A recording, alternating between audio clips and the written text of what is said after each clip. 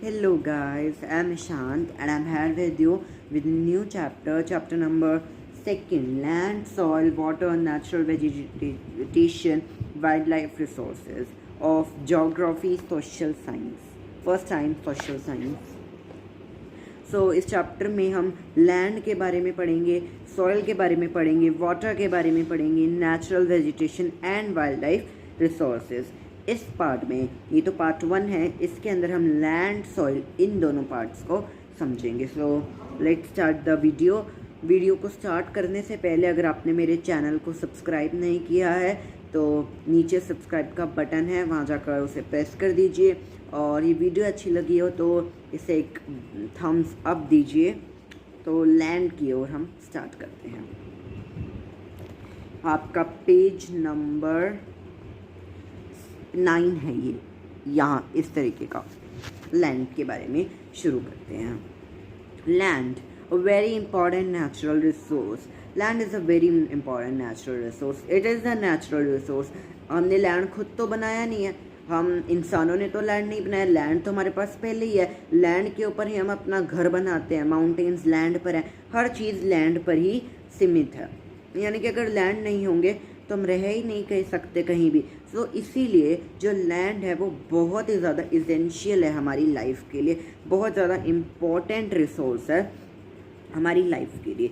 Land covers 30% of earth, यानी कि अगर ये पूरी अर्थ है तो 70% वाटर है और 30% लैंड कवर है। And not very part is habitable, यानी कि हर पार्ट उसका हैबिटेबल नहीं है, हम यानी कि हम उसमें हर में नहीं रह सकते। पूरा का पूरा 30% लैंड, हम लैंड को काउंट करते हैं 30% में, पर ये पूरा का पूरा 30% में हम रह नहीं सकते। यानी कि कुछ लैंड किसी और चीज़ के लिए यूज़ आता है जिस पे हम नहीं रह सकते हैं, और कुछ यूज़ में आते हैं, वो हम आगे के क्लासेस में पढ़ेंगे। Cause for the uneven population in certain parts is varied characteristics of land and climate and areas that are sparsely populated or uninhabited. अब rugged topography, steep slopes of the mountains, low-lying areas, तो ये सब जो areas है वो इतने ज़्यादा populated नहीं है। माउंटेन्स पर इस तरीके से माउंटेन्स होते हैं और यहाँ पर घर होते हैं, तो माउंटेन्स पर हम रहना पसंद नहीं करेंगे। अगर हमारे पास ऑप्शन हुआ दैट हमें माउंटेन में रहना है या फिर प्लेन्स यानी कि प्लेन एरिया पर रहना है, तो हम क्या चूज़ करेंगे? माउंटेन्स पर चूज़ करेंगे। क्यों? माउंटेन्स पर नहीं, प्लेन्स पर चूज़ करेंगे। क्यों? क्योंकि प्लेन्स बहुत ही ज़्यादा हैबिटेबल, यानी कि काफ़ी ज़्यादा उसके अंदर जो हमें सुरक्षाएँ मिलती हैं। रिवर वैलीज़, हम रिवर वैलीज़ के आसपास ही रहना पसंद करेंगे। अगर यहाँ पर रिवर वैली है और उसके साथ ही हमारा घर है तो क्या होगा? हमें वाटर की कमी नहीं मिलेगी, हमें वाटर मिलता रहेगा। इसीलिए लोग या तो रिवर वैलीज़ के पास रहना पसंद करते हैं, प्लेन्स के पास रहना पसंद करते हैं, या फिर एग्रीकल्चर एरिया यानी कि जहाँ खेती बाड़ी हो वहाँ रहना पसंद करते हैं। कभी भी माउंटेन्स पर या फिर लो लाइंग एरिया पर रहना कोई भी पसंद नहीं करता। Coming to the next, uses of land. अब उस लैंड के जिस पर हम रह रहे हैं उसके यूजेस क्या क्या हैं, हम उसे किस तरह से यूज़ कर सकते हैं। The land is used for different purposes such as agriculture, forestry, mining, building houses. तो जो लैंड है बहुत सारी चीज़ों में यूज़ आ सकता है, एक चीज़ों में यूज़ नहीं आता, बहुत सारी चीज़ों में यूज़ आता है। जैसे कि एग्रीकल्चर, खेती बाड़ी करने के लिए, क्रॉप्स जो उगते हैं वो लैंड पर ही उगते हैं, हवा में तो नहीं उगते, लैंड पर उगते हैं। बिल्डिंग हाउसेज, जो जिस पर हम रह रहे हैं, जिस घर में हम रह रहे हैं उसको बनाने के लिए भी, उसको खड़ा करने के लिए भी लैंड की ज़रूरत है। इंडस्ट्रीज़ बनाने के लिए, माइनिंग करने के लिए, एंड रोड्स बनाने के लिए, रोड से ही हम चलते हैं, रोड ही एक चीज़ है जिससे हम यहाँ से वहाँ जा सकते हैं, और रोड किस पर बनी है? लैंड पर बनी है। So physical factors determining the use of land, topography, soil, climate, minerals and availability of water. Human factors that are human determinants of land, use pattern, population and technology. Means so guys इसका मतलब है कि land के use को हम दो parts में classified कर सकते हैं कि हमें लैंड को कैसे यूज़ करना है, ये लैंड सूटेबल है या नहीं।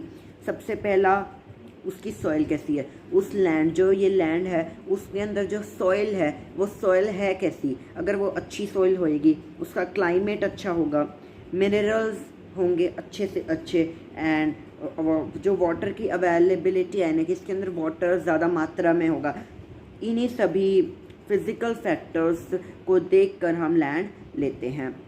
ह्यूमन फैक्टर्स देखें तो उसके पैटर्न पर, यानी कि किस तरह का लैंड है, कैसा लैंड है, ऐसा ऐसा ऐसा कैसा लैंड है, हम इसी तरह इन्हीं सभी चीज़ों को देखकर, उस लैंड के सॉइल को देखकर, क्लाइमेट को देखकर, मिनरल्स को देखकर, वाटर की अवेलेबिलिटी को देखकर और उसके पैटर्न को देखकर हम ये क्लासिफाइड कर सकते हैं कि हमें ये लैंड चाहिए, यह सूटेबल है हमारे लिए या नहीं है।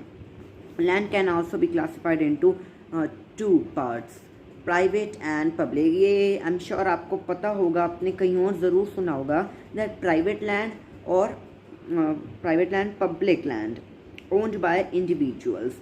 जो प्राइवेट लैंड होता है, प्राइवेट का मतलब होता है अपना, हमारा land.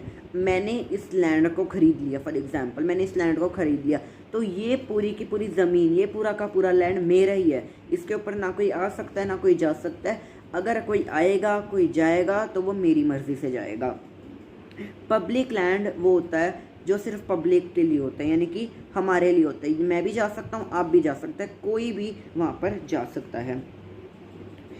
For common uses such as collection of fodder, fruits, nuts and medical herbs. Another name of community land is common property, मतलब हम पब्लिक लैंड को कम्युनिटी लैंड भी कह सकते हैं एक लैंग्वेज में। Next, land can also be classified into private land, community land. ये हम पढ़ चुके हैं दैट लैंड या तो मेरा होगा, सिर्फ मेरा, या तो हम सबका होगा। Next, even though people's demands are ever growing, availability of land is limited, thus leading people to enroach land to build commercial areas। यानी कि लैंड बहुत कम है और जो लोग हैं वो बहुत ज़्यादा है। सबको अपना प्राइवेट लैंड चाहिए, सबको अपना ऑब्वियसली प्राइवेट लैंड ही चाहिए होगा, तो उसके बीच में काफ़ी लड़ाइयाँ चलती रहती है। And next, conversation of land resources means हम लैंड के रिसोर्सेज को कंजर्व कैसे कर सकते हैं, बचा कैसे सकते हैं। ऑब्वियसली लैंड है, एक टाइम ऐसा आएगा ख़त्म हो जाएगा बिल्कुल, सब प्राइवेट लैंड, सबका लैंड अपने पास चला जाएगा और फिर कोई लैंड ही नहीं बचेगा। तो उस लैंड के यूज़ को कम करने के लिए, यानी कि लैंड को बचाने के लिए, जैसे कि हम वाटर को बचाते हैं, वाटर को बचाने के लिए हम बहुत सारे यूजेस देखते हैं, वैसे लैंड को बचाने के लिए भी काफ़ी ज़्यादा यूजेस हैं। हम इसमें पढ़ते हैं जैसे कि एफॉरेस्टेशन, ज़्यादा से ज़्यादा पेड़ लगाइए, डिफॉरेस्टेशन कम कीजिए। पेड़ों, फॉर एग्जांपल ये पेड़ है तो इसे काटेंगे तो वो लैंड ख़राब होएगा, इसलिए लैंड को ज़्यादा से ज़्यादा यूज़ ना करने से हम एफॉरेस्टेशन करनी है हमें, यानी कि हमें पेड़ लगाना है लगाना है लगाना है।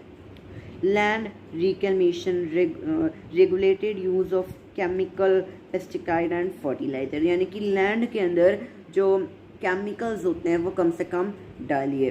और केमिकल की वजह से क्या होता है, जो लैंड होता है वो ख़राब हो जाता है, इसलिए हमें लैंड के अंदर केमिकल्स नहीं डालने चाहिए। केमिकल्स किस चीज़ के लिए अच्छे होते हैं, किसी भी चीज़ के लिए अच्छे नहीं होते, इसलिए सॉइल जो है और जो लैंड है उसके लिए भी अच्छे नहीं होते हैं।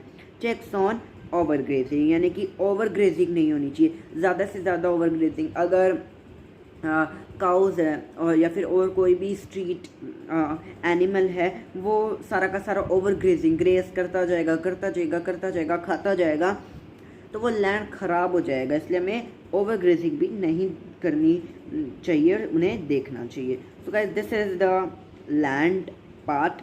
इसके अंदर हमने लैंड के सभी यूजेस को, सभी हर चीज़ को हमने पढ़ लिया। अब अगला है soil. What is soil?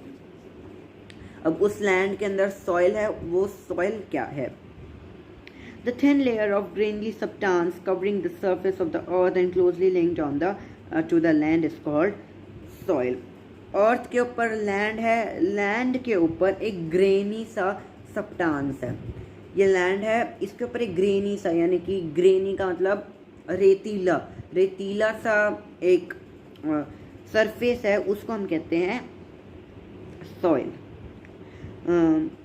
Next, land forms determines the type of the soil. Soil is made up of organic matter. Soil के अंदर केमिकल्स नहीं होते, केमिकल तो हम डालते हैं सॉइल के अंदर, बट पहले से सॉइल के अंदर कोई केमिकल्स नहीं होते हैं, बिल्कुल ऑर्गेनिक होती है, मिनरल से भरी होती है। Weathered rocks found on the earth, though the process of weathering. Weathering process क्या होता है आपको पता होना चाहिए, जब छोटे जब रॉक्स, बड़े रॉक्स टूट जाते हैं छोटे छोटे पीसीज में, उसे हम वेदरिंग कहते हैं। Rocks found on the earth, though the process of weathering, ये हमने पढ़ लिया।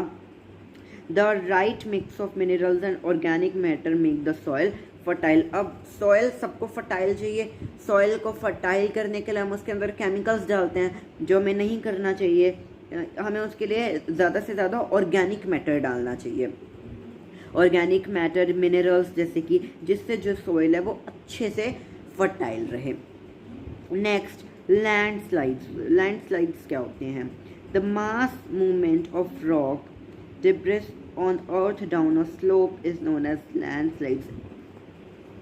जो रॉक की मूवमेंट होती है ऑन डाउन अ स्लोप, ये स्लोप है, स्लोप का मतलब इस तरीके से स्लाइड वाला जो एरिया होता है, स्लाइड वाले एरिया पर रॉक आते हैं। यहाँ से फॉर एग्जांपल माउंटेन, एक माउंटेन से रॉक गिर गए तो यहाँ सारे रॉक ऐसे ऐसे नीचे गिरते जाएंगे। अब क्या कहता है वो, इन कंजक्शन एंड अर्थक्वेक्स, और इससे अर्थक्वेक आ सकता है, फ्लड आ सकता है, volcanoes. Meanwhile a prolonged spell of rainfall can also cause a landslide। Landslide होता क्या है? लैंडस्लाइड से, यानी कि लैंड है और ये स्लाइड हो रही है, अब यहाँ पर पत्थर आएंगे, एकदम यहाँ से पत्थर गिरेंगे तो ये सारे पत्थर स्लाइड होते होते होते नीचे चले जाएंगे, और नीचे हम हैं, हमारे ऊपर क्या आएंगे? रॉक्स आएंगे, तो इससे फ्लड्स आ सकते हैं, अर्थक्वेक्स आ सकते हैं, ये है landslide. Next, mitigation mechanism development and scientific techniques has empowered us to understand that factors cause landslides and how to manage them। means जो mitigation mechanism है, अब बेसिकली जो मिटिगेशन मैकेनिज़्म है वो ऐसे कुछ स्टेप्स हैं जिससे हम लैंडस्लाइड को रोक सकते हैं, यानी कि अर्थक्वेक वगैरह जिससे आते हैं हम उसे रोक सकते हैं। Step number 1, hazard mapping to locate areas, यानी कि उनको हम जांचना कि कहाँ पर लैंडस्लाइड हो सकती है, कहाँ पर अर्थक्वेक वगैरह आ सकते हैं, उनको देखना। फॉर बिल्डिंग सेटलमेंट्स, बिल्डिंग वगैरह लगा देना वहाँ पर, यानी कि ऐसे एरियाज़ पर बिल्डिंग मत करिए, बिल्डिंग्स को मत खड़ा करिए। मतलब अगर ऐसा होगा और अगर हमने यहाँ पे बिल्डिंग खड़ी कर दी तो रॉक्स वगैरह आ सकते हैं और बिल्डिंग सारी ख़राब हो जाएगी, उसके अंदर जो लोग होंगे वो भी मर जाएंगे। इसलिए कहता है कि हमें उन एरियाज़ को देखना चाहिए और वहाँ पर उन्हें रोकना चाहिए, वहाँ पर भी ऐसे भी कुछ काम करते हैं। तो जो और चीज़ें हैं, रिटेनेशन वॉल हमें खड़ी करनी चाहिए यहाँ पर इस तरीके का, यहाँ पर हम अगर वॉल खड़ी कर देंगे तो वहाँ पर रुकेगा, रॉक्स को रोकेगा, इसीलिए वो ये कहते हैं, जैसे कि आपको दे रखा है यहाँ पर, इस तरीके की वॉल खड़ी कर देनी चाहिए जिससे ये रुकेगा पानी का बहाव, या फिर रॉक्स भी हो सकता है वो। वेजिटेशन, यानी कि ज़्यादा से ज़्यादा वृक्ष लगाएं, ज़्यादा से ज़्यादा पेड़ लगाएं, ज़्यादा से ज़्यादा पेड़ लगाएंगे तो वो उन्हें रोकेगा पानी के बहाव को। एंड यही सब चीज़ें हैं जिससे हम लैंडस्लाइड को रोक सकते हैं। Next very important, factors of soil formation. Factors क्या हैं सॉइल फॉर्मेशन के? सॉइल बनती कैसे है? First factor, the nature of the parent rock. So एक डायग्राम है 2.3 सॉइल प्रोफाइल, इस तरीके का एक डायग्राम है गाइस, ये पूरा सॉइल का डायग्राम है। इसके अंदर बताया गया है कि सॉइल किस तरीके से, आप लैंड देखते हैं, लैंड के ऊपर आप सॉइल देखते हैं, बस आपको तो यही दिखता है कि ये एक लेयर है सॉइल की, बट नहीं, उस सॉइल में भी काफ़ी ज़्यादा लेयर्स होती हैं। सबसे, ये आपने साइंस में भी पढ़ा होगा आई एम श्योर, सबसे नीचे जो होती है वो होता है पेरेंट रॉक, फिर उसके बाद वेदर्ड रॉक्स, फिर उसके बाद सब soil with sand, slit and clay, और सबसे ऊपर जो होता है वो ह्यूमस वेजिटेशन वाला होता है। ये आपको याद करनी पड़ेंगी। तो वो ये कहता है दैट वो पेरेंट रॉक का क्या नेचर है, यानी कि पेरेंट रॉक यानी कि सबसे नीचे वाला रॉक, उस सॉइल का सबसे नीचे वाले रॉक, जो बहुत सारे रॉक्स होंगे, वो उन रॉक का जो नेचर है वो अच्छा, मेरा नेचर अच्छा है तो आपको अच्छा समझ में आएगा, आपका नेचर अच्छा है तो मुझे अच्छा लगेगा। ऐसे ही पेरेंट रॉक में होता है, पेरेंट रॉक का नेचर अच्छा होता है तो सॉइल अच्छी बनती है। क्लाइमेटिक फैक्टर्स, उस जगह का क्लाइमेट कैसा है, अगर क्लाइमेट अच्छा नहीं होगा तो क्या होगा, सॉइल ख़राब हो जाएगी, सॉइल अच्छी नहीं होगी। Topography means, 1 minute, topography role of organic material, यानी कि जो भी ऑर्गेनिक मैटर है वो उसका क्या रोल है। Time taken for the composition of soil formation, वो सॉइल को कितना टाइम में बनी है। अब एक सॉइल के काफ़ी ज़्यादा पार्ट्स दे रखे हैं, पेरेंट रॉक जैसा कि मैंने आपको बता ही दिया, क्लाइमेट कैसा है, time, flora fauna and micro organisms affect the rate of humus formation. उस सॉइल में फर्टिलिटी अगर हमें चाहिए तो हमें और माइक्रो ऑर्गेनिजम्स इन सब का भी ध्यान रखना पड़ेगा। So next very important part, degradation end of soil and conservation measures, यानी कि सॉइल ख़राब हो रही है, जैसे कि लैंड ख़राब होता है वैसे ही वाटर ख़राब वेस्ट होता है, वैसे ही सॉइल भी ख़राब होती है। Soil erosions and depletion are the major threats to soil as a resource. Both human and natural can lead to degradation. Means इसके काफ़ी ज़्यादा पार्ट्स हैं जिससे सॉइल ख़राब हो सकती है। ओवर ग्रेजिंग होगी, यानी कि पशु पक्षी सब कुछ खा जाएंगे तो सॉइल ख़राब होएगी। ज़्यादा से ज़्यादा डिफोरेस्टेशन होएगी, पेड़ कटते जाएंगे तो सॉइल ख़राब होएगी। केमिकल्स का यूज़ करेंगे सॉइल के अंदर तो सॉइल ख़राब होएगी। रेन वॉश, यानी कि अगर यहाँ सॉइल है और बारिश आएगी, बारिश सारी की सारी सॉइल बहा ले जाएगी, उससे सॉइल ख़राब होएगी। लैंडस्लाइड्स जो हमने पढ़ा उससे सॉइल ख़राब होएगी। फ्लड्स, बाढ़ वगैरह, उनसे सॉइल ख़राब होएगी। तो ये सभी फैक्टर्स हैं जिनसे जो सॉइल है वो डिग्रेड होएगी। डिग्रेड का मतलब होता है ख़राब होएगी, वो सॉइल ख़राब हो जाती है। क्यों, किसकी वजह से, इसी की वजह से। तो ऐसे काफ़ी सारे 1 2 3 4 5 6 7 पार्ट्स हमें बताए गए हैं जिससे हम इसको रोक सकते हैं, सॉइल को ख़राब होने से रोक सकते हैं। फर्स्ट पार्ट पढ़ते हैं, मल्चिंग। What is mulching? अब मल्चिंग हमें समझना होगा कि ये मल्चिंग क्या होती है। Mulching the bare ground. Okay, bare ground का मतलब क्या होता है? यहाँ पर लैंड है, इसके ऊपर हमने प्लांट ग्रो करा, एक प्लांट, दूसरा प्लांट, फिर तीसरा प्लांट, फिर चौथा प्लांट, ऐसे ऐसे लाइन बनती जाएगी। एक प्लांट और दो प्लांट के बीच में जो डिस्टेंस होता है उसे हम बेयर ग्राउंड कहते हैं। एक प्लांट तो हमने यहाँ ग्रो कर दिया, एक प्लांट यहाँ ग्रो कर दिया, इसके बीच में क्या करते हैं हम, कोई भी ऑर्गेनिक मैटर रख डाल देते हैं, जैसे कि घास फूस हो गई, भूसा हो गया। अगर इन दो प्लांट के बीच के जो ग्राउंड होता है उसके बीच में कोई भी ऑर्गेनिक मैटर या स्ट्रॉ जैसे कहते हैं वो डाल दें तो क्या होगा, हम जो भी पानी डालेंगे यहाँ पानी हमेशा स्टोर रहेगा और प्लांट्स के अंदर जाएगा, इवेपोरेट ऊपर नहीं होता रहेगा, पानी वेस्ट नहीं होगा इससे। एंड इससे क्या होगा, सॉइल कूलर, सॉइल जो है वो कूल भी रहेगी, ठंडी भी रहेगी। सॉइल में मतलब काफ़ी ज़्यादा गर्मी नहीं रहेगी, ठंडी भी रहेगी, which is a good thing. So what is mulching? Mulching is the process जिसके अंदर हम दो प्लांट्स के बीच में क्या रख देते हैं, घास फूस रख देते हैं, जिससे हम जब पानी डालेंगे तो घास फूस की वजह से पानी अंदर स्टोर हो जाएगा, उड़ेगा नहीं, इवेपोरेट होकर। Next, counter barriers, stones, grass, soil and used to build barriers along contours. Trenches are made in front of the barriers to collect.